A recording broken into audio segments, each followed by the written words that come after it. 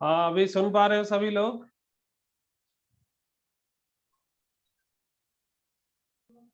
Good morning बच्चों।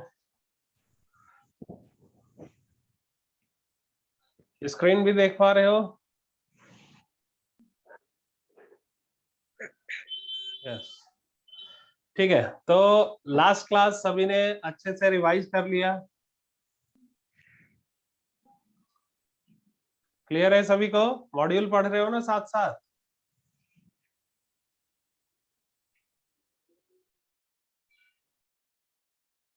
Camera दिख रहा है सभी को? ठीक है।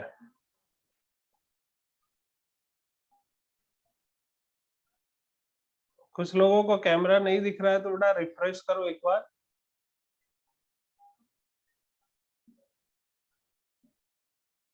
मैं भी कर देता हूं।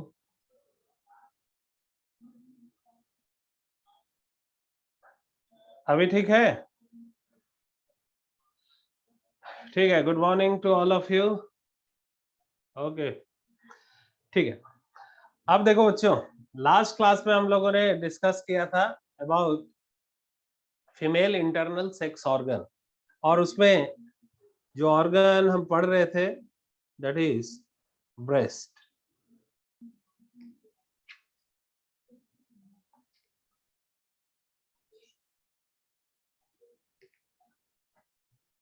अब देखिए, जो ब्रेस्ट है this is characteristic of all mammals.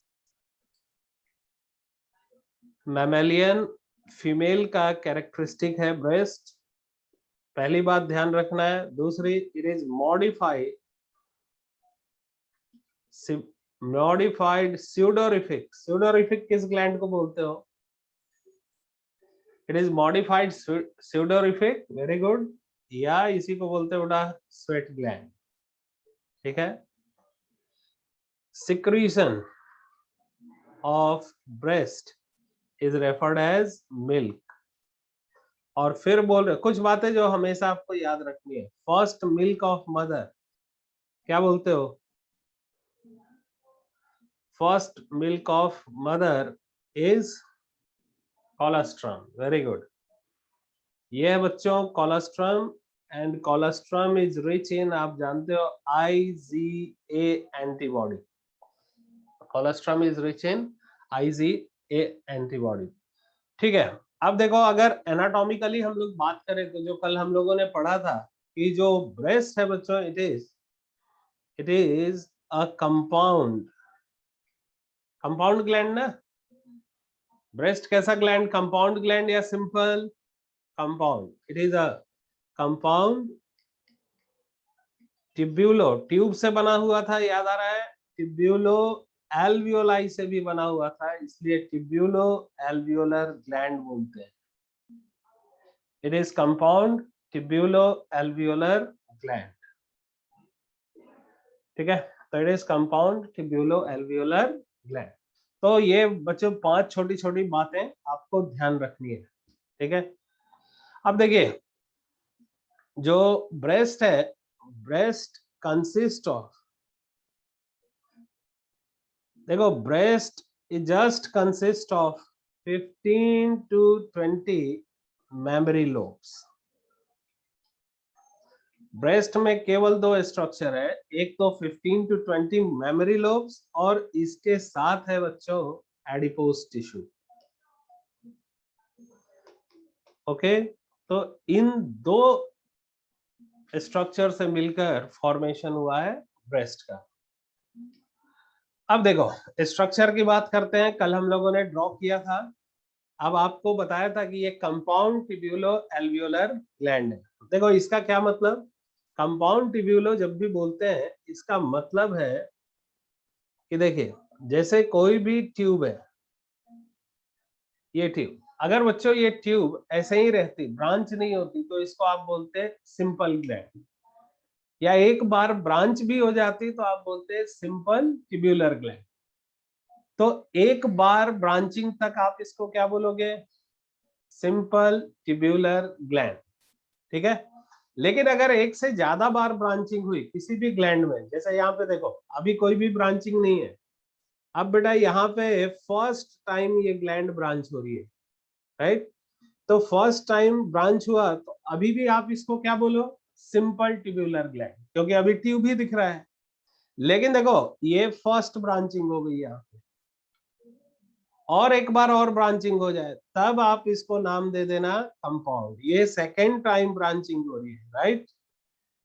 ये देखिए, तो बेटा जब कोई भी ग्लैंड एक से ज्यादा बार ब्रांचिंग करते हैं, एक से ज्यादा बोलना है, एक बार किया तो भी सिंपल है, एक से ज्यादा बार ब्रांचिंग किया तो इसको आप क्या बोलोगे, कंपाउंड। और जरा आप यहाँ पे देखो, यहाँ पे आपको केवल ट्यूब्स ही तो दिख रहे हैं अभी, इसलिए ये कंपाउंड ट्यूब्यूलर ग्लैंड है अभी तक।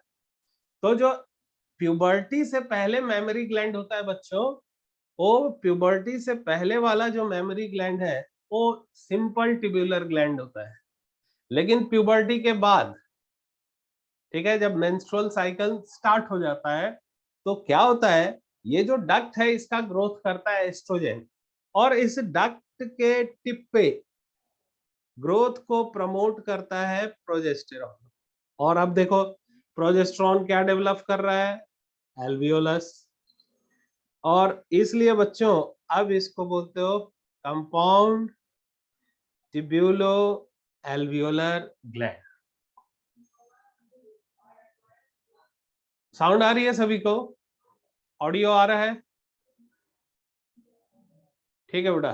तो अब इसको बोलोगे कंपाउंड ट्यूब्यूलो एल्वियोलर ग्लैंड। अब सुनो, तो यहाँ पे मैं मार्क कर दे रहा हूं, ये जो स्ट्रक्चर आप देख रहे हो ये है एल्वियोलस।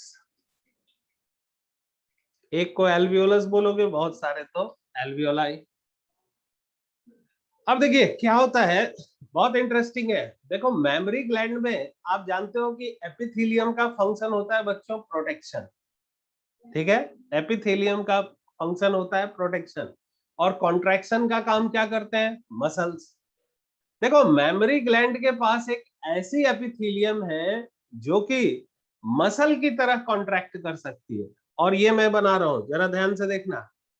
यहाँ पे बेटा आपको कुछ ऐसी एपिथेलियम दिखेगी एल्वियोलाई के ऊपर जो कि मसल्स की तरह कॉन्ट्रैक्ट कर सकती है। एल्वियोलाई की वॉल में कुछ ऐसी मसल्स है, सॉरी एपिथेलियम है जो कि मसल्स की तरह कॉन्ट्रैक्ट करती है।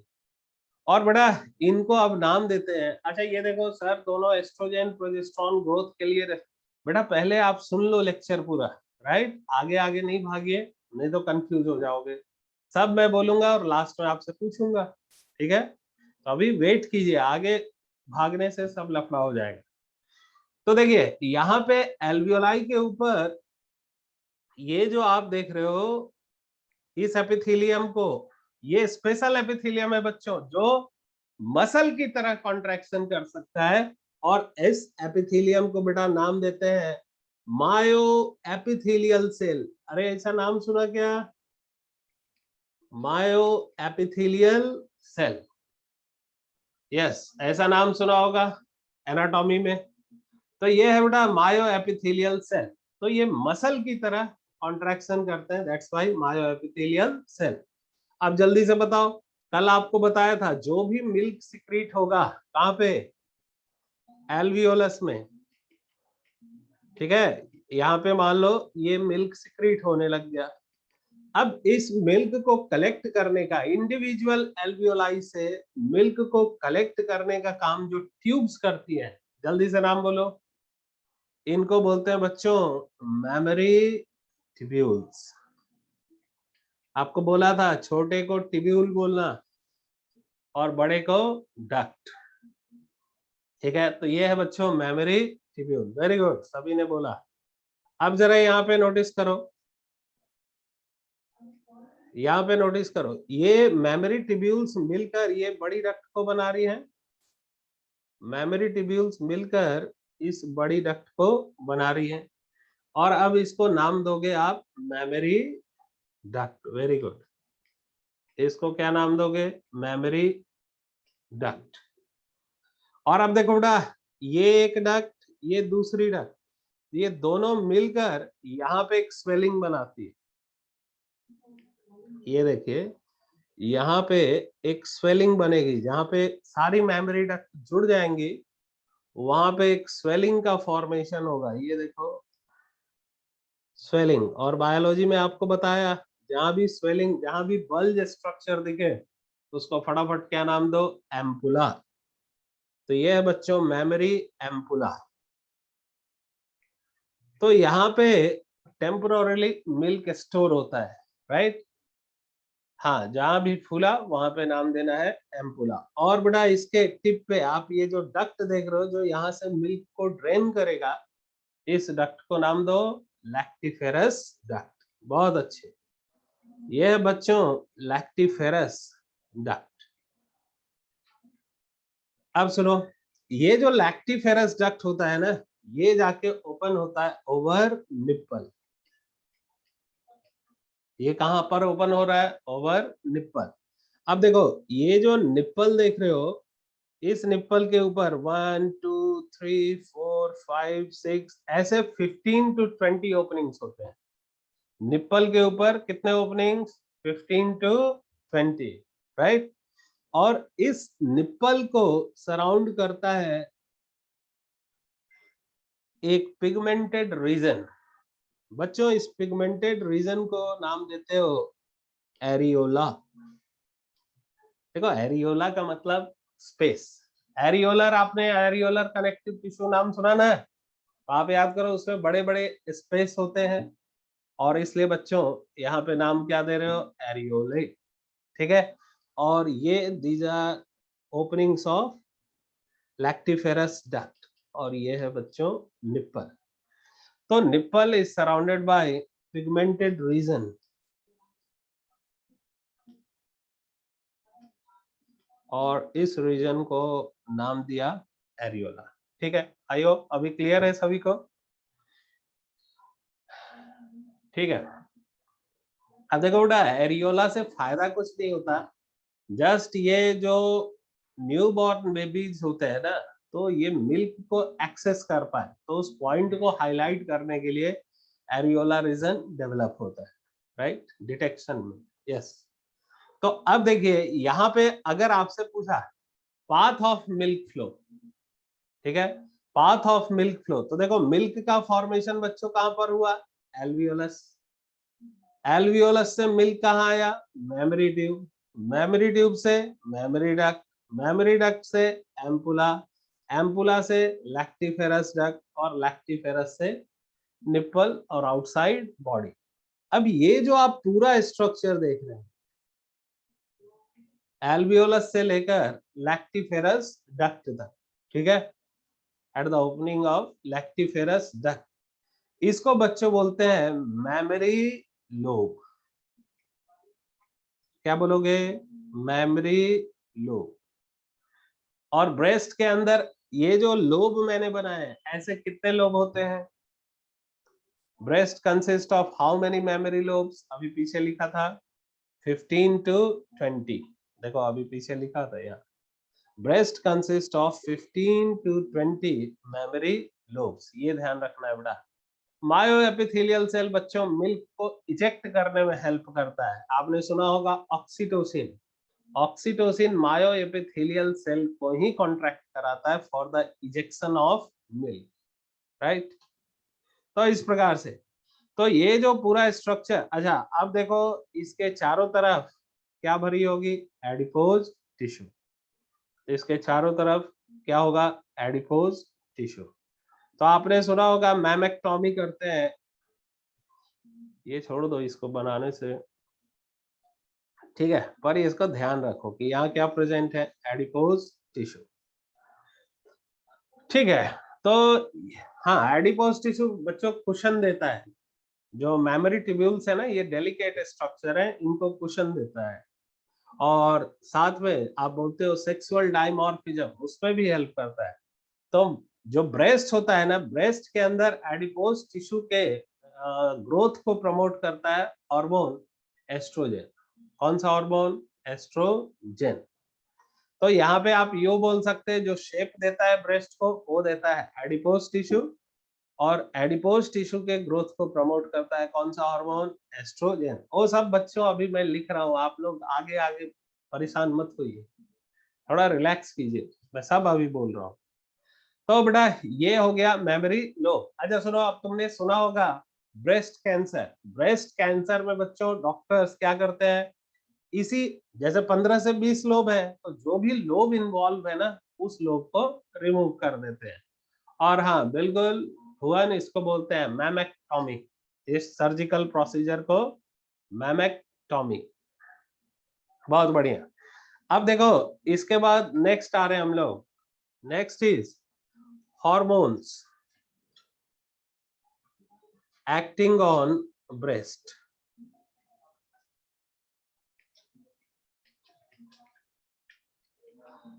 Hormones acting on breast, breast के ऊपर कौन कौन से हार्मोन एक्ट कर रहे हैं? तो देखो इसको याद रखने के लिए बच्चों आपको याद रखना है होप, थोड़ा स्पेलिंग चेंज कर दिया, पर याद रखो होप। अब देखिए H stands for what? H stands for, आपने नाम सुना होगा, एक हार्मोन है जिसको बोलते हैं HPL। बच्चों अभी इसी हार्मोन का नाम बदल दिया है और इसको बोलते हो अब HCS, पर आपके एनसीईआरटी में HPL ही मिलेगा। तो देखिए HPL stands for human placental, क्योंकि ये हार्मोन प्लेसेंटा से निकलता है, placental lactogen.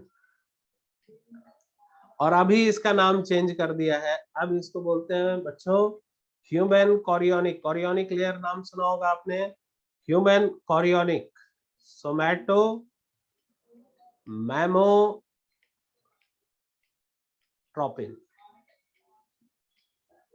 Human chorionic somatomammotropin, ठीक है। O stands for, O stands for oestrogen, O stands for oestrogen, ठीक है। देखो ईस्ट्रोजन और ईस्ट्रोजन एक ही बात ना, यहाँ पे O का मतलब ई तो नीचे आएगा ही, यहाँ पे हम लोग बोलेंगे ऑक्सीटोसिन, ठीक है ना, हाँ सही बोल रहा है, ईस्ट्रोजन तो मैं नीचे लिखा ही हूँ। तो देखिए O stands for oxytocin, oxytocin का जल्दी से रोल बोलो बेटा। Oxytocin is responsible for let down of milk, जो मिल्क सिंथेसाइज हुआ मेमोरी ग्लैंड में, उसको बाहर करने का काम। तो लेट डाउन ऑफ मिल्क, या इसी को आप क्या बोलोगे, इजेक्शन ऑफ मिल्क, मिल्क को इजेक्ट करने का काम किस हार्मोन का? ऑक्सीटोसिन। केवल हम लोग ब्रेस्ट के ऊपर बात कर रहे हो बच्चों, अभी यूट्रस की बात नहीं हो रही है, केवल देखो हेडिंग क्या दिया, एक्टिंग ऑन ब्रेस्ट, ठीक है। P स्टैंड्स फॉर, P का मतलब है प्रोलैक्टिन। अब जल्दी से नाम को ब्रेक करो, आपको आंसर मिल जाएगा। Pro means one that favours and lactation means milk production. तो ये क्या करता है बच्चों, it promote synthesis and secretion of milk, milk synthesis और मिल्क सिक्रीशन को प्रमोट करता है, ठीक है। ऑक्सीटोसिन का काम है बच्चों लैक्टेशन, यानी इजेक्शन ऑफ मिल्क, मिल्क को मेमोरी ग्लैंड से बाहर निकालने का काम है ऑक्सीटोसिन का। इसके बाद पी का मतलब है प्रोजेस्टेरॉन, और ई का मतलब एस्ट्रोजन। अब सुनो मेरी बात, यहाँ जरा ध्यान से देखना। ये है, अभी आपको बताया था डक्ट वाला हिस्सा, ठीक है ना। ये है बच्चों डक्ट, और डक्ट के टिप पे क्या था, एल्वियोलस। ये एल्वियोलस। तो आप देखो क्या होता है, जो डक्ट का ग्रोथ है इसको प्रमोट करता है oestrogen. Growth of duct is promoted by which hormone, oestrogen. But जो एल्वियोलस है बच्चों, इसके ग्रोथ को प्रमोट करता है प्रोजेस्टेरोन, ठीक है। और इन दोनों का ही काम, ये दोनों ही काम अकेला कर सकता है कौन सा हार्मोन, HCS। तो HCS का भी काम क्या बोलोगे, डेवलपमेंट ऑफ मेमोरी लोब। इसका भी काम क्या बोलो ना, डेवलपमेंट ऑफ मेमोरी लोब। ये मेमोरी लोब को डेवलप करेगा। अच्छा देखो कितना अच्छा नाम दिया इसको, जरा बेटा यहाँ ध्यान से देखो। आपने सोमैटोट्रोपिन नाम सुना है ना, सोमैटोट्रोपिन किस हार्मोन को बोलते हैं, जल्दी से बताओ। ग्रोथ हार्मोन, सभी को पता है। अब जरा बेटा इसका नाम देखो, देखो कितना अच्छा नाम दिया है। सोमैटोट्रोपिन तो इसके नाम में है ही, बीच में एक और वर्ड जोड़ा, क्या, मैमो। मतलब देखिए, ये ग्रोथ तो करता है, पर किसका ग्रोथ करता है, केवल और केवल मेमोरी ग्लैंड का। बहुत बढ़िया। इसलिए बेटा इसको बोलते हैं growth hormone of breast. Breast के लिए जो ग्रोथ हार्मोन की तरह काम करता है वो कौन सा है, HPL या HCS। तो it causes development of memory loss. बहुत अच्छे। अब आइए प्रोजेस्ट्रॉन, प्रोजेस्ट्रॉन का फटाफट काम बोल दो। प्रोजेस्ट्रॉन किसका डेवलपमेंट करेगा, एल्वियोलस का या डक्ट का, एल्वियोलस, ठीक है। और उनको लोब्यूल्स भी बोलते हैं, एल्वियोलस को ही मेमोरी लोब्यूल्स बोलते हैं। बहुत अच्छे बच्चों। तो it promotes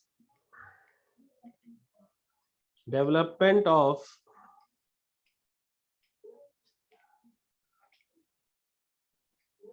alveolus, memory alveolus, ऐसा लिखना, बाद में कंफ्यूजन ना हो। लंग समझ लो तुम लोग। तो ये प्रमोट करता है मेमोरी एल्वियोलाई के ग्रोथ को, ठीक है। और एस्ट्रोजन के दो काम, it promotes development of memory tubule, पहला काम, और promote development of adipose tissue in breast, adipose tissue in breast. तो इस तरीके से आपको याद रखना है। थोड़ा एक पी एक्स्ट्रा है, पर आपको हेल्प करेगा याद रखने में, राइट। कॉरियोनिक बेटा प्लेसेंटा की एक लेयर होता है, आगे पढ़ेंगे, राइट। अशर आगे पढ़ेंगे बेटा, वेट करो अभी थोड़ा, पर अभी आपको होप याद रखना है। तो इस तरीके से these are hormones which act over breast, right. देखो फंक्शनल मेमोरी ग्लैंड को क्या बोलते हैं बच्चों, ब्रेस्ट बोलते हैं। सुनो, जब तक वो मिल्क सिक्रीट नहीं कर रहा है तब तक उसको ब्रेस्ट नहीं बोलेंगे, केवल मेमोरी ग्लैंड बोलेंगे, राइट। और जब वो मिल्क का सिक्रीशन स्टार्ट करता है तभी उसको क्या बोलते हैं, ब्रेस्ट। अब देखिए इसके बाद नेक्स्ट आते हैं गैमेटोजेनेसिस। तो यहाँ पे बच्चों male reproductive system, female reproductive system अपना फिनिश हो गया, ओवरी बचा हुआ है, वो आगे आने वाला है।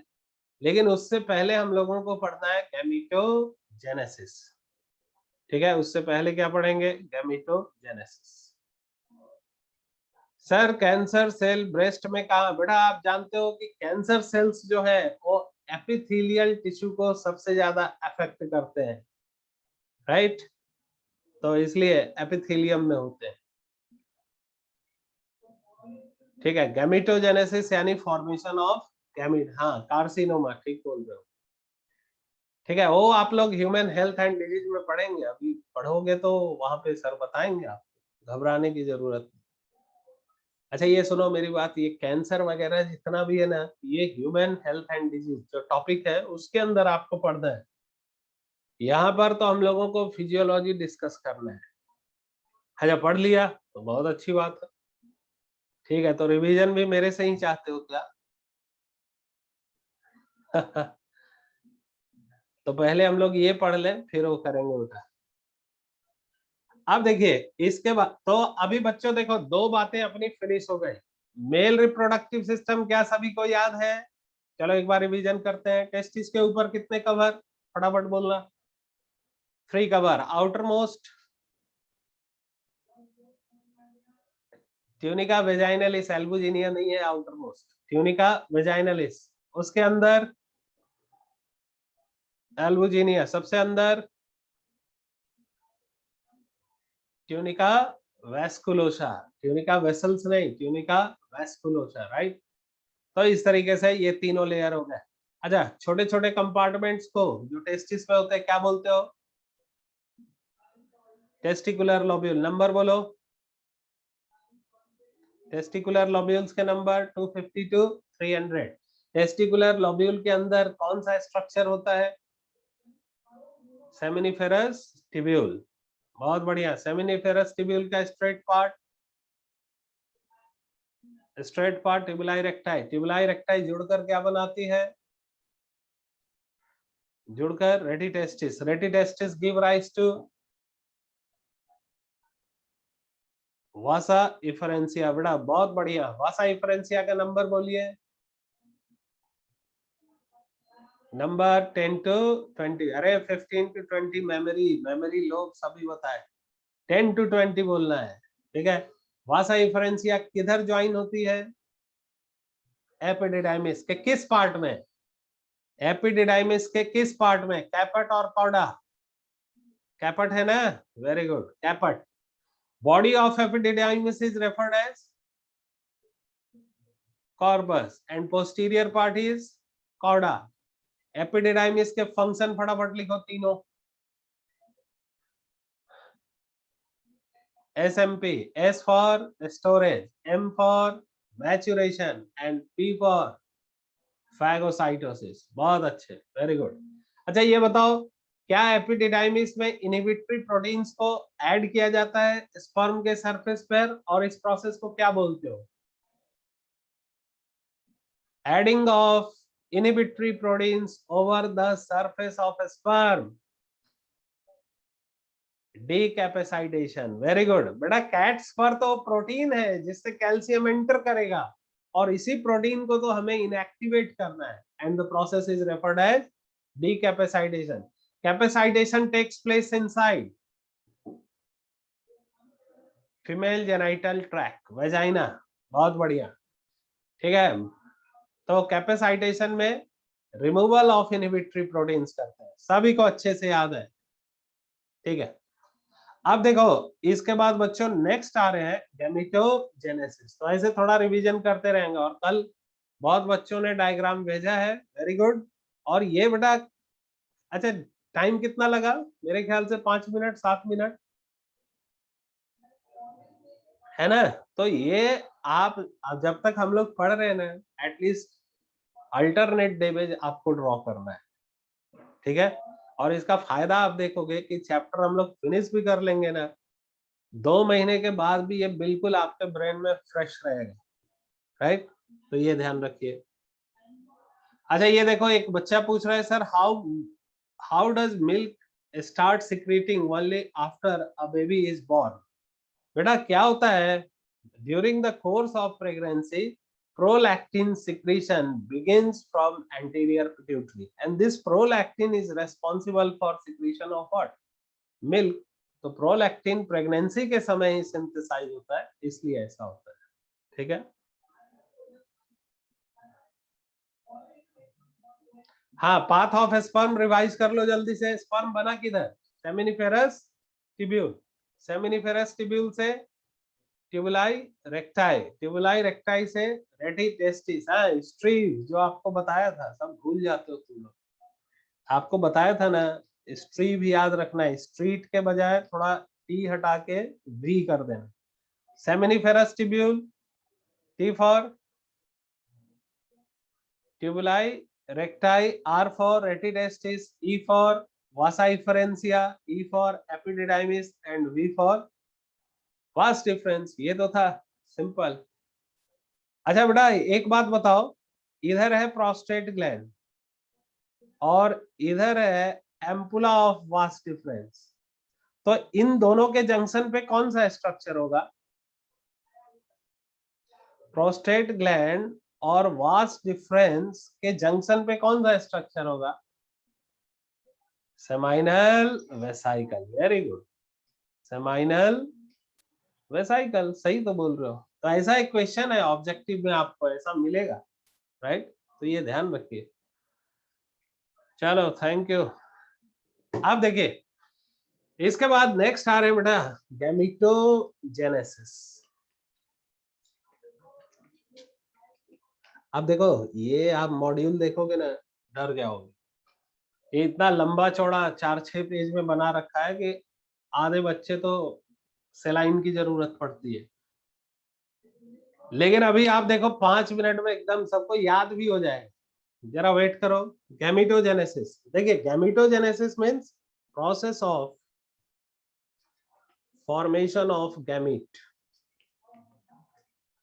Process of formation of gamete, इसको क्या बोलते हो बच्चों? गैमेटोजेनेसिस। अब देखिए आप जान रहे गैमीट तो दो होते हैं, मेल गैमीट और फीमेल गैमीट। अच्छा देखो गैमीट बोलने का क्या मतलब होता है, थोड़ा इस वर्ड का मीनिंग भी समझ लो। आपको पता है जैसे ये हमारा सेल है, ठीक है? तो आप देखिए बहुत इंटरेस्टिंग है कि हमारे हर एक सेल में बेटा, हर एक सेल के पास क्रोमोसोम की दो दो कॉपी होती है।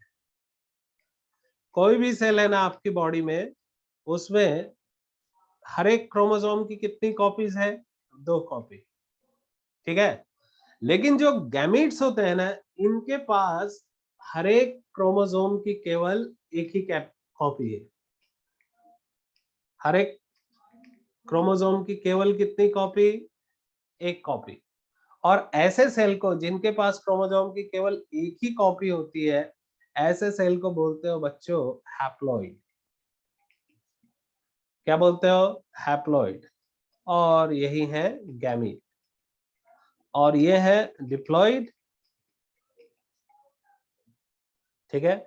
हाँ गैमीट या इसी को बच्चों जीनोम भी बोल सकते हो, ठीक बोल रहे हो। और डिप्लॉइड सेल्स जो हमारे बॉडी में है सोमैटिक सेल्स। समझ के बात? अब देखो तो गैमीटोजेनेसिस, गैमीट दो होते हैं, एक स्पर्म और दूसरा ओवम। तो ये दो ऐसे सेल्स हैं स्पर्म और ओवम जिनके पास हैप्लॉइड नंबर ऑफ क्रोमोसोम्स है। तो इन दोनों ही प्रोसेस को हम लोगों को यहाँ पे स्टडी करना है। तो आप देखिए गैमीटोजेनेसिस, अब देखो ये जो प्रोसेस स्टार्ट होता है, स्टार्ट एट प्यूबर्टी। नीचे लिखो अपनी कॉपी में, प्यूबर्टी का मीनिंग क्या है? लिखो puberty is age at which reproductive cycle begins. Puberty is age at which reproductive cycle begins. और ये देखो एज इन मेल, अगर मेल की बात करें बच्चों तो मेल में ये एज होता है 13 to 15 ईयर्स, और फीमेल के प्यूबर्टी की बात करें तो ये जो एज होता है वो होता है 10 to 12 ईयर्स, राइट? तो 10 to 12 ईयर्स, तो ये प्यूबर्टी। अब देखो गैमीटोजेनेसिस, ये जो प्रोसेस है ये प्यूबर्टी पे स्टार्ट होता है, कहाँ पे? टेस्टिस में और ओवरी में। लेकिन अगर ब्रॉड सेंस में हम लोग बोले तो puberty begins during intrauterine life. ठीक है, अगर बेटा देखो फिर से दो बातें बोल रहा हूं, ऐसे तो अपने को क्या पता है कि प्यूबर्टी में गैमेटोजेनेसिस स्टार्ट हो रहा है, लेकिन एक ब्रॉड सेंस में बोले तो गैमेटोजेनेसिस स्टार्ट हो जाता है इंट्रा यूट्राइन लाइफ में। और ये कैसे होता है जरा इसको समझो। देखो क्या होता है इंट्रा यूट्राइन लाइफ में, जब बच्चा अपनी मदर के पेट में है उसी समय कुछ सेल्स होती हैं जिनको बोलते हैं primordial germ cell, PGC, primordial germ cell. देखो ये प्राइमोर्डियल जर्म सेल कहां पे होती है, यॉर्क सैक, एक स्ट्रक्चर होता है, ये आगे हम लोग पढ़ेंगे जब प्लेसेंटा पढ़ेंगे तब। तो यॉर्क सैक के अंदर कुछ सेल्स बनती हैं जिनका नाम है प्राइमोर्डियल जर्म सेल। और ऐसा मानते हैं जो भी एंसेस्टर है गैमेट फॉर्मिंग सेल के, वो पहले है प्राइमोर्डियल जर्म सेल। अब देखो ये प्राइमोर्डियल जर्म सेल ट्रांसफर हो जाता है कहां पर, टेस्टिस में और ओवरी में। It migrates to testis and inside ovary during pregnancy। ये पूरा प्रोसेस कब हो जाएगा, प्रेगनेंसी के समय। और अब देखो टेस्टिस में पहुंचने के बाद ये जो प्राइमोर्डियल जर्म सेल है डिफरेंशिएट होगा, चेंज होगा किसमें, तो ये चेंज हो जाएगा इन स्पर्मेटोगोनियल सेल्स। और ओवरी में पहुंचकर बच्चों ये चेंज हो जाएगा oogoनियल सेल।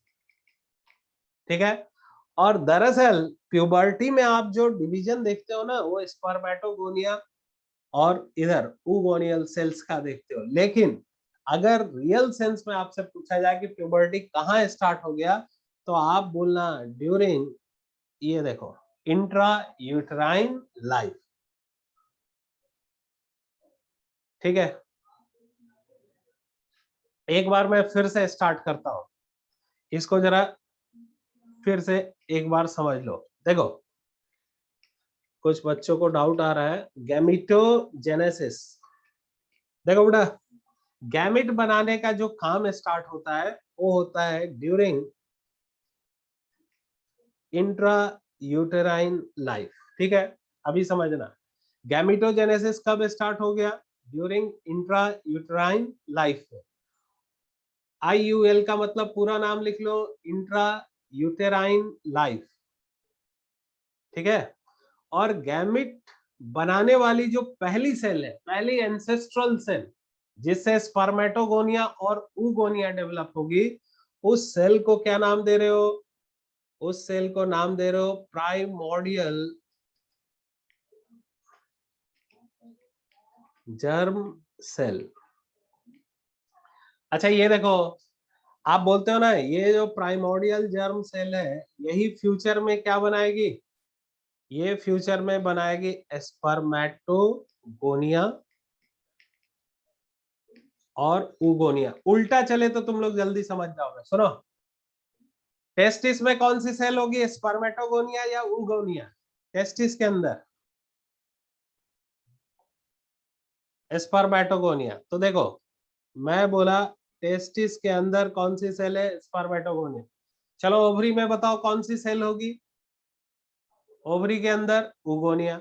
चलिए ओवरी के अंदर oogonia। अब सुनना मेरी बात, चाहे स्पर्मेटोगोनिया हो या oogonia, ये दोनों के एंसेस्टर का क्या नाम है, प्राइमोर्डियल जर्म सेल। बहुत अच्छे। तो प्राइमोर्डियल जर्म सेल कहां पर बना, बर्थ के बाद बना या बर्थ से पहले बन गया, बर्थ से पहले बन गया। कहां पर बना बच्चों, इंट्रा यूट्राइन लाइफ में कहां पर बना, इनसाइड यॉर्क सैक। बस इतनी 5 बातें ये छोटी छोटी याद रखो। तो during intrauterine life inside yolk sac. अब देखो अब आसानी से याद करो। तो इंट्रा यूट्राइन लाइफ में एक सेल अपीयर होती है जिसका नाम है प्राइमोर्डियल जर्म सेल। ये प्राइमोर्डियल जर्म सेल यदि एम्ब्रियो मेल है तो उसके टेस्टिस में ट्रांसफर हो जाएगा, और टेस्टिस में ट्रांसफर होने के बाद ये किसमें चेंज हो जाएगा, स्पर्मेटोगोनिया। पर यदि एम्ब्रियो फीमेल है तो उसके ओवरी में ट्रांसफर होगा, और ट्रांसफर होने के बाद वहां किस में चेंज हो जाएगा, oogonia। अभी बात क्लियर है सभी को? अब चलो, अब सभी को क्लियर, वेरी गुड।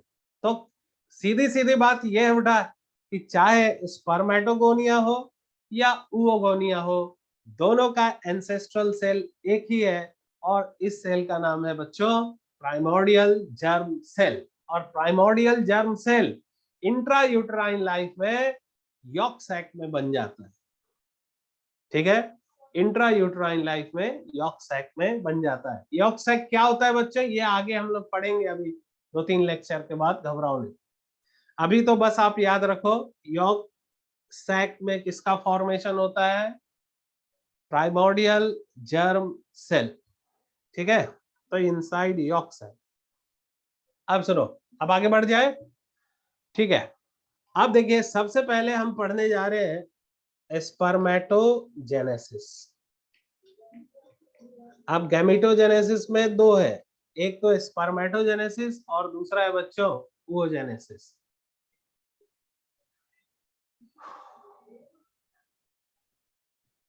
हाँ, पर प्यूबर्टी में क्या होगा बेटा, तो देखो जो प्यूबर्टी में क्या होगा, अब इस बात को समझो, जो स्पर्मेटोगोनिया और oogonia सेल टेस्टिस में पड़े हुए हैं, उनमें डिवीजन स्टार्ट होगा, और अब वो डिवीजन मैं यहाँ पे रिप्रेजेंट करने जा रहा हूँ।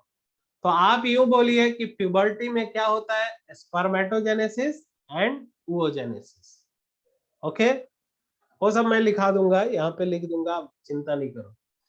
तो spermatogenesis, process of formation of sperm is referred as spermatogenesis. अब सुनना मेरी बात, ध्यान से सुनना, यहाँ पे गड़बड़ होता है। चलो मेरे को ये बताओ, क्या आप लोग सभी को माइटोसिस के बारे में जानकारी है? माइटोसिस जानते हो? अगर जानते हो बच्चों तो मेरे को बताओ, ये मैंने आपको एक सेल दे दिया, देखो ये हमारे पास एक सेल,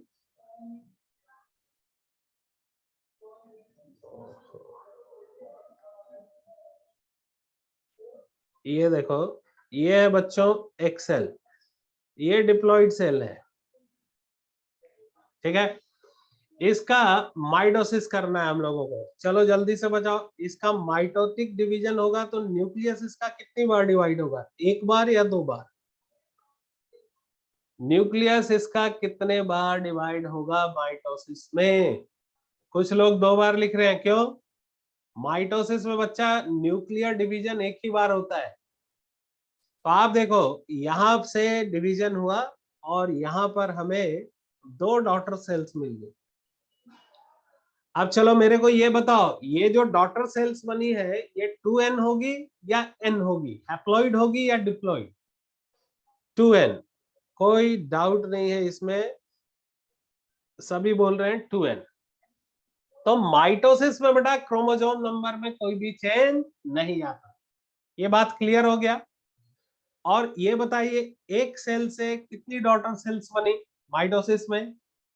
दो डॉटर सेल्स बने, और इसलिए इसको इक्वेशनल डिवीजन बोलते हैं, या इसी को मल्टीप्लिकेशन डिवीजन बोलते हैं, क्योंकि आप सेल देखो, सेल का नंबर मल्टीप्लाई हो गया ना, 1 से 2 टाइम्स हो गया, 2 से 4, 4 से 8, और इसलिए बच्चों इसको मल्टीप्लिकेशन फेज भी बोला जाता है। अब सुनो, अब भूल जाओ सारा, अब इसको माइटोसिस भूल जाओ, जरा मेरे को मियोसिस के बारे में बताओ। हमारे पास बच्चों ये रही एक सेल, ठीक है। मियोसिस में मेरे को बताइए, एक सेल से कितने सेल का फॉर्मेशन होता है, 2 या 4? बहुत सारे बच्चे, ज्यादातर लोग 4 बोल रहे हैं, लेकिन कुछ कुछ 2 भी बोल रहे हैं। अच्छा सुनो, रुक जाओ रुक जाओ रुक जाओ, मियोसिस के अंदर न्यूक्लियर डिवीजन कितनी बार, एक या दो बार? 2 बार, मियोसिस फर्स्ट और मियोसिस सेकंड, यहाँ पे सभी क्लियर है। तो अब बच्चों इसको हम लोग 2 बार डिवाइड करते हैं, देखो मियोसिस में हम लोगों ने इस सेल को डिवाइड कराया, एक बार पहले तो हमें 2 डॉटर सेल्स मिल गई और फिर दोबारा दूसरी बार इसका न्यूक्लियर डिवीजन हुआ। तो आप देखो यहाँ पे हमें और भी कुछ सेल्स मिल गई।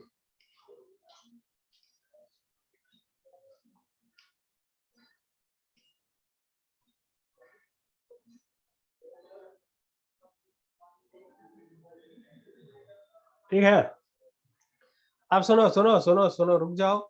ये है बेटा डिप्लॉइड सेल, यहां पर हुआ मियोसिस फर्स्ट। यहाँ पे क्या हुआ? Meiosis first. चलिए ये बताइए, मियोसिस फर्स्ट में अब जो ये डॉटर सेल्स 2 बन रही हैं, इन डॉटर सेल्स को क्या बोलोगे, हैप्लॉइड या डिप्लॉइड? मियोसिस फर्स्ट है रिडक्शन डिवीजन, और इसलिए बच्चों ये जो सेल्स बन रही हैं, ये दोनों सेल्स कैसी होंगी? हैप्लॉइड। लेकिन अब देखो, ये जो सेल्स है ये हैप्लॉइड है, और इन हैप्लॉइड सेल्स में होगा मियोसिस सेकेंड। क्या होगा? Meiosis second. अब बताइए मियोसिस सेकेंड कैसा डिवीजन, रिडक्शन या इक्वेशनल? ये it is same as mitosis, इसमें कोई चेंज नहीं आता बेटा। Meiosis second is same as mitosis. और अब देखो, अभी भी इसका क्रोमोसोम नंबर n ही होगा, इसमें कोई भी चेंज नहीं आया। अरे ये सभी लोग जानते हो क्या, माइटोसिस और मियोसिस जो यहाँ पे मैंने ड्रॉ किया, ये सभी को क्लियर है क्या? क्लियर है। अब ये क्लियर है तो आपका गैमेटोजेनेसिस भी क्लियर हो गया। सुनिए, अब बेटा यहां जरा नोटिस करो, गैमेटोजेनेसिस में टोटल कितने फेज होते हैं? 3 फेज। आप जरा यहाँ पे नोटिस कीजिए, यहाँ पे जब माइटोसिस हुआ, एक मिनट देखो, अब मैं सेल्स को जरा नाम देता हूं, तुम लोग ध्यान से देखना। ये जो सेल है ना, ये है स्पर्मेटोगोनिया। कौन सी सेल? स्पर्मेटोगोनिया। स्पर्मेटोगोनिया में हुआ माइटोसिस, और हमें क्या मिल गई? हमें मिल गए स्पर्मेटोगोनिया, क्योंकि माइटोसिस में कोई भी चेंज नहीं आता। पर जानते हो, हम लोग अपने कंफर्ट के लिए इनको नाम दे दे रहे हैं स्पर्मेटोगोनिया ए और स्पर्मेटोगोनिया बी। जैसे आप इसको यूं समझ लो कि जैसे किसान जो अपने क्रॉप को मल्टीप्लाई करता है, तो पूरे क्रॉप को खा जाता है या थोड़ा सा स्टोर भी करता है? थोड़ा स्टोर करता है ना। तो सेल भी जब डिवाइड होती है तो ये एक रिजर्व बनता है बेटा, और ये जो रिजर्व होता है ना, इसको हम लोग स्पर्मेटोगोनिया ए बोलते हैं। और जो सेल कंज्यूम हो जाती है डिवीजन में, सुनो, जो सेल कंज्यूम होगी आगे चल के, उसको अभी क्या नाम दे रहे हैं? Spermatogonia B. ठीक है, अब सुनो, ये स्पर्मेटोगोनिया जो बी आप देख रहे हो, ये अपने साइज को बड़ा करती है, ग्रो करती है। ठीक है, ये अपने साइज को बड़ा करती है। यहाँ पे देखो, मैं थोड़ा सा इसको बड़ा बना दे रहा हूं ताकि आप और आसानी से समझ लो। ये देखो, ये अपने साइज को बड़ा कर ली। किसने बड़ा किया अपने साइज को? Spermatogonia B. और ये जो लार्ज साइज सेल अब आप देख रहे हो, स्पर्मेटोगोनिया बी जब ग्रो हो गई, तो इसको नाम देते हैं बच्चों प्राइमरी स्पर्मेटोसाइट। अरे बात समझ गए? प्राइमरी स्पर्मेटोसाइट दरअसल स्पर्मेटोगोनिया बी है। पर कैसे स्पर्मेटोगोनिया बी? जिसका साइज इंक्रीज हो गया है, राइट? अब देखिए, प्राइमरी स्पर्मेटोसाइट में कौन सा डिवीजन किया आपने? कौन सा डिवीजन किया प्राइमरी स्पर्मेटोसाइट में? मियोसिस या माइटोसिस? मियोसिस। और मियोसिस कौन सा? फर्स्ट। तो बेटा प्राइमरी स्पर्मेटोसाइट में मियोसिस फर्स्ट हो रहा है। और देखिए, मियोसिस फर्स्ट होगा तो अभी जो सेल बनेगी उसको आप नाम दो सेकेंडरी स्पर्मेटोसाइट। क्या नाम दे रहे हो? Secondary spermatocyte. अब मेरे को बताओ, सेकेंडरी स्पर्मेटोसाइट हैप्लॉइड है या डिप्लॉइड है? सेकेंडरी स्पर्मेटोसाइट हैप्लॉइड है।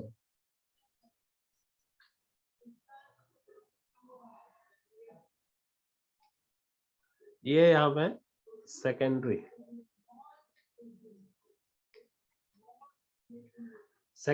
Spermatocyte, right. अब देखो सेकेंडरी स्पर्मेटोसाइट में हुआ मियोसिस डिवीजन और मियोसिस सेकेंड, और अभी जो सेल्स बनी है उनको आप नाम देना स्पर्मेटिड्स। क्या नाम दे रहे हो? स्पर्मेटिड्स। और स्पर्मेटिड भी कैसे, हैप्लॉइड या डिप्लॉइड? हाँ, प्राची बोल रही है कि सर गैमेटोजेनेसिस में माइटोसिस और मियोसिस दोनों होते हैं क्या? तो आप बताओ, क्या गैमेटोजेनेसिस में माइटोसिस और मियोसिस दोनों हो रहे हैं? बिल्कुल, अब आप देख पा रहे हो यहाँ। और ये बड़ा डिवीजन का नाम बोलो, ये कौन सा डिवीजन? यहाँ पे स्पर्मेटोगोनिया से स्पर्मेटोगोनिया बी बनना, कौन सा डिवीजन? माइटोसिस। लिख दूं यहाँ पे, ये है बच्चों माइटोसिस। चलिए ये बताइए, स्पर्मेटोगोनिया बी से प्राइमरी स्पर्मेटोसाइट, यहाँ पे डिवीजन हुआ या ग्रोथ हुआ? साइज एनलार्जमेंट, तो मैं यहाँ एनलार्जमेंट लिख दे रहा हूं, केवल एनलार्जमेंट। और फिर हुआ मियोसिस फर्स्ट और मियोसिस सेकेंड।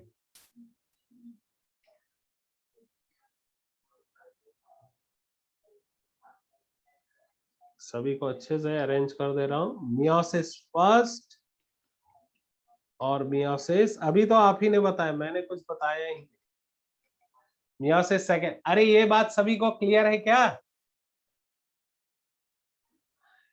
ठीक है, कुछ नहीं करना आपको, देखो याद रखने का एकदम बेटा बहुत सिंपल तरीका। जब तक माइटोसिस हो रहा है, यहां तक माइटोसिस हो रहा है, इस फेज को आप नाम दीजिए मल्टीप्लिकेशन फेज, क्योंकि सेल्स की नंबर मल्टीप्लाई हुई, इसलिए बच्चों नाम दे रहे हो मल्टीप्लिकेशन फेज। फिर आप देखो यहाँ पे सेल का साइज ग्रो हुआ, और जब सेल का साइज ग्रो होता है तो आप ये देखो, जब सेल का साइज ग्रो हुआ तो इस फेज को क्या नाम दोगे? इसको नाम दो ग्रोथ फेज। क्या नाम दिया बच्चों? Growth phase. और उसके बाद देखो यहाँ पे प्राइमरी स्पर्मेटोसाइट से लेकर, अभी भी देखो थोड़ा सा बचा हुआ है। अभी जरा तुम देखो, ये स्पर्मेटिड कहीं से भी स्पर्म की तरह दिख रहा है क्या? स्पर्मेटिड तो बेटा कहीं से भी स्पर्म की तरह दिखाई नहीं दे रहा है। तो देखो इस स्पर्मेटिड में बहुत सारे चेंजेस आते हैं, और उसके बाद ये स्पर्म की तरह दिखना शुरू होता है। समझ रहे हो? उसके बाद ये किसकी तरह दिखता है? स्पर्म की तरह।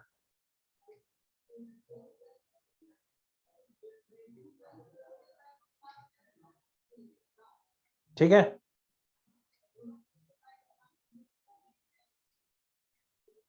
तो आप देखिए स्पर्मेटिड अल्टीमेटली किसमें चेंज हो गए? स्पर्म में।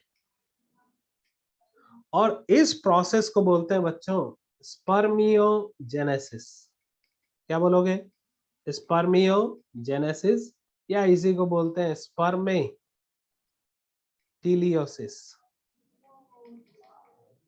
और यहाँ पे एक और हार्मोन लगता है जिसको आप बोलते हो एफएसएच। ठीक है, कौन सा हार्मोन?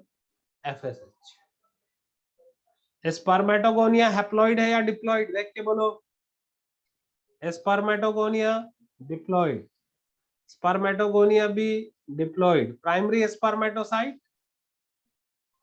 Primary spermatocyte diploid. इसके बाद secondary haploid, very good. Spermatid haploid, spermatozoon haploid.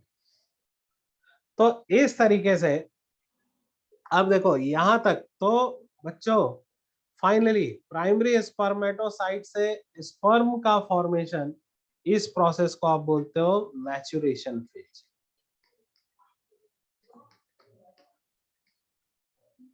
कुछ नहीं करना आपको, जरा ध्यान से सुन लो एक बार, अभी फटाफट याद हो जाएगा। सबसे पहले माइटोसिस बनाना, मियोसिस बनाना, और दोनों को एनलार्जमेंट से जोड़ देना। जब तक माइटोसिस हो रहा है बेटा, फेज को क्या नाम दोगे?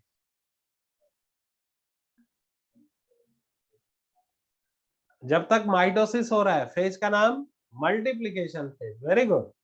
जब साइज इंक्रीज हो रहा है, उस समय क्या नाम दोगे? Growth phase. Very good. और जब मियोटिक डिवीजन स्टार्ट हो गया, आप बोलो क्या नाम दोगे? Maturation phase. आई होप अभी सभी को ये क्लियर हो गया और याद भी हो गया।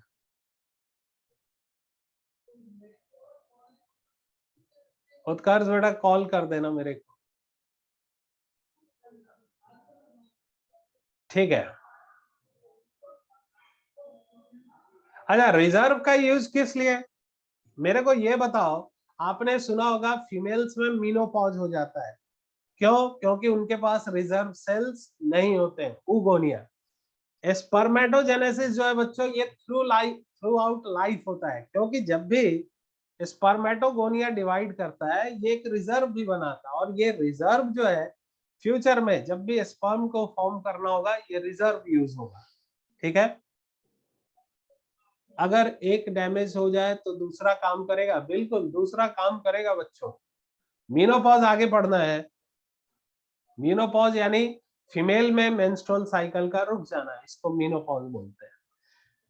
अब ये बताइए, यहां तक क्या सभी को क्लियर है?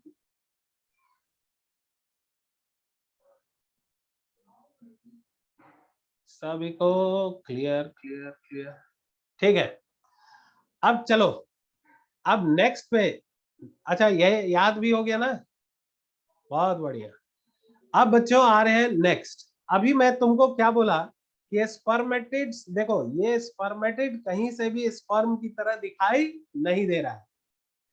तो स्पर्मेटिड में क्या होता है, बहुत सारे चेंजेज आते हैं जिससे वो किसकी तरह दिखता है? स्पर्म की तरह।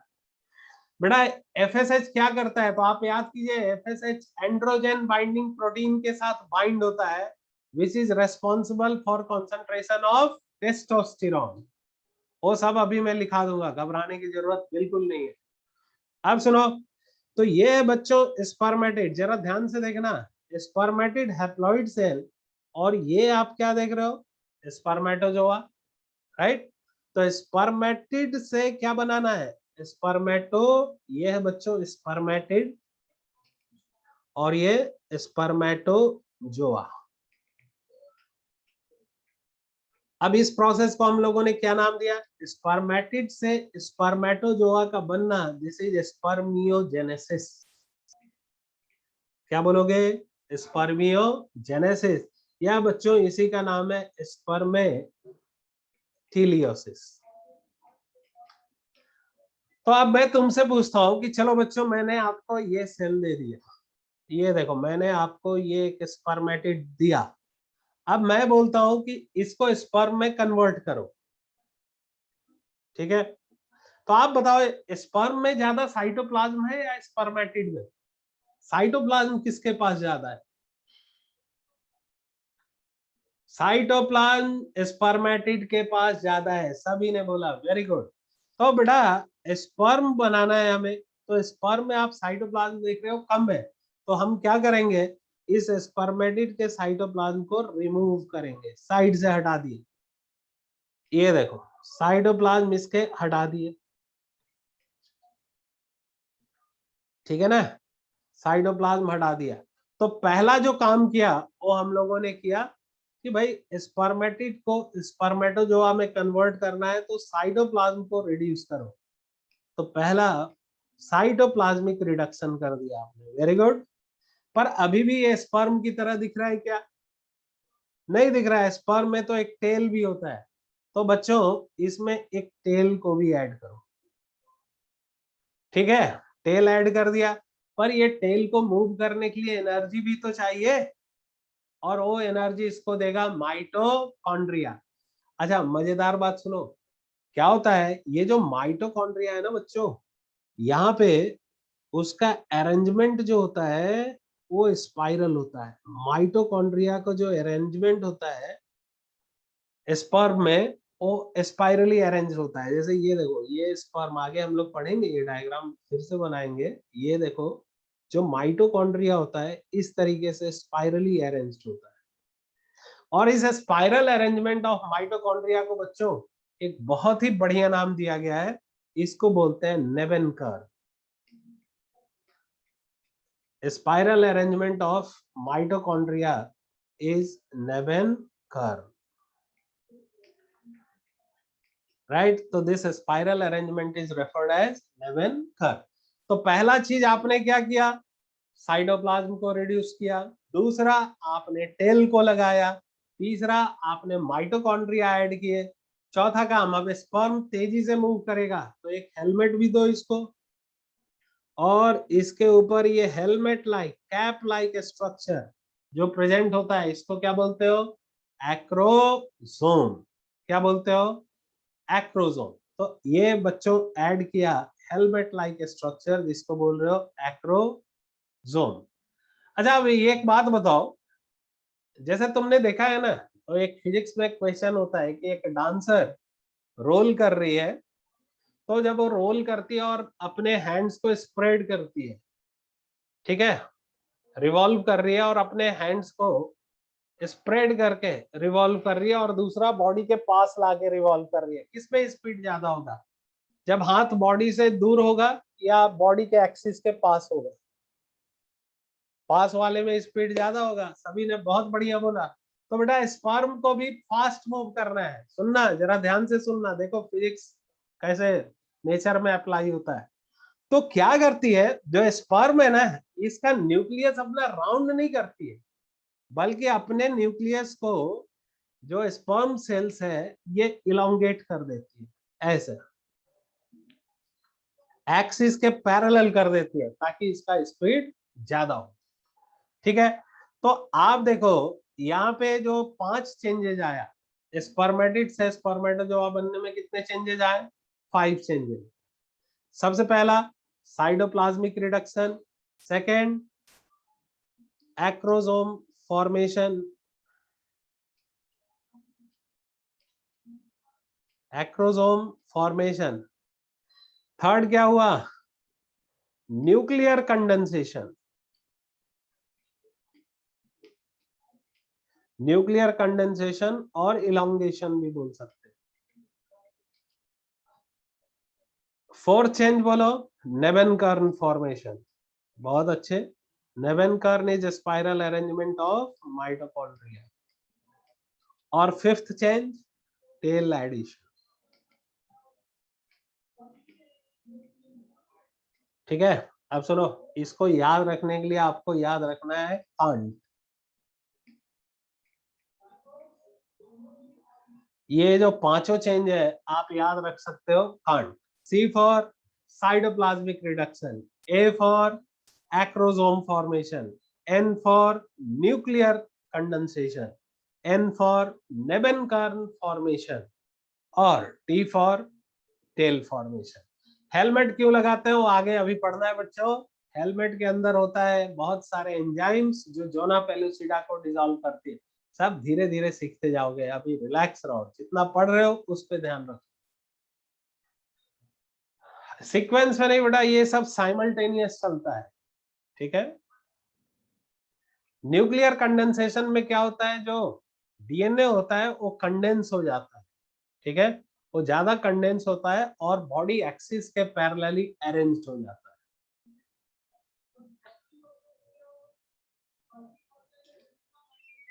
ठीक है, व्हाट इज नेबेनकर्न, यहाँ पे लिख लो सभी कोई, लिखो the spiral arrangement of mitochondria, the spiral arrangement of mitochondria in sperm is referred as Nebenkerb.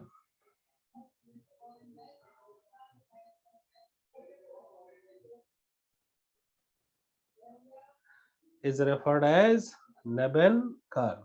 पहली बात, the spiral arrangement of mitochondria in sperm is referred as Nebenkerb. दूसरा पॉइंट लिखो, ठीक है, the process of conversion of spermatids, the process of conversion of spermatids into spermatozoa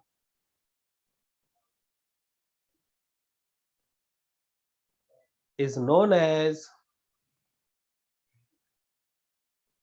spermiogenesis or spermatilliosis.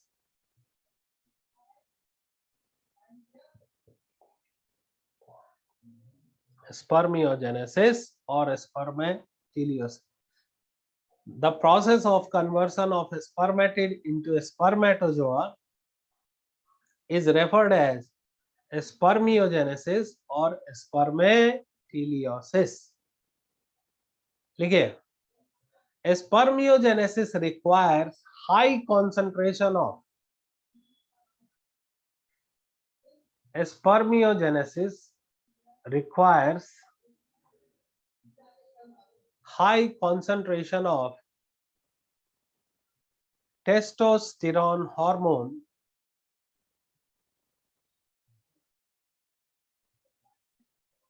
and FSH hormone. Testosterone and FSH hormone. अच्छा, आप जल्दी से मेरे को बताओ, कौन सा हार्मोन बच्चों ऐसा है जो टेस्टोस्टेरोन को सेमिनिफेरस ट्यूब्यूल में कॉन्सेंट्रेट करता है? FSH. अब बात समझ में आ गया, FSH का रोल क्लियर हो गया सभी को? तो FSH क्या सिक्रीट कराता है? एंड्रोजन बाइंडिंग प्रोटीन, और वो एंड्रोजन बाइंडिंग प्रोटीन बच्चों सेमिनिफेरस ट्यूब्यूल में किसके अमाउंट को बढ़ाता है? टेस्टोस्टेरोन. फिर से एक बार रिपीट कर रहा हूं, सुन लो. क्या होता है, स्पर्म को मैच्योर होने के लिए, स्पर्मेटिड को स्पर्मेटोजोआ में बदलने के लिए हाई कॉन्सेंट्रेशन में चाहिए होता है टेस्टोस्टेरोन और एफएसएच. अब देखो, टेस्टोस्टेरोन का कॉन्सेंट्रेशन सेमिनिफेरस ट्यूब्यूल में तभी हाई हो पाएगा जब एंड्रोजन बाइंडिंग प्रोटीन प्रेजेंट हो, और एंड्रोजन बाइंडिंग प्रोटीन के सिंथेसिस को कौन सा हार्मोन इंक्रीज करता है? एफएसएच. आई होप अभी सभी को क्लियर है, राइट? तो एफएसएच एंड्रोजन बाइंडिंग प्रोटीन के प्रोडक्शन को बढ़ाता है. जिसको क्लियर नहीं है वो वहां पे लिखो, FSH promotes the synthesis of androgen binding protein.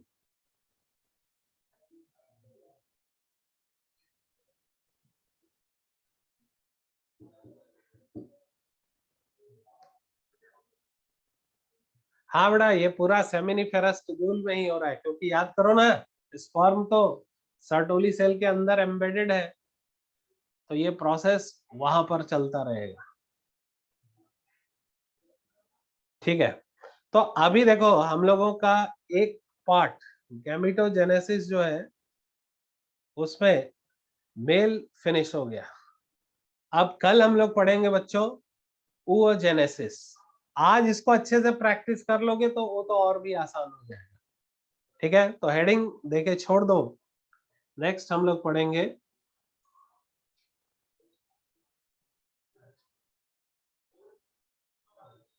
ठीक है. अब सुनो, अभी तो एग्जाम है तुम्हारा, एग्जाम के लिए अच्छे से प्रिपरेशन कर लेना बेटा, और संडे को एक बार पूरा डायग्राम शुरू से डेवलपमेंट ऑफ टेस्टिस से लेकर यहाँ तक पूरा डायग्राम बनाओ. बार बार मॉड्यूल पढ़ने की बिल्कुल भी जरूरत नहीं, आप डायग्राम बनाते रहिए. मैं लास्ट क्लास में भी आपको दिखाऊंगा कि आपको पूरा याद. ओके, चलिए, गुड डे.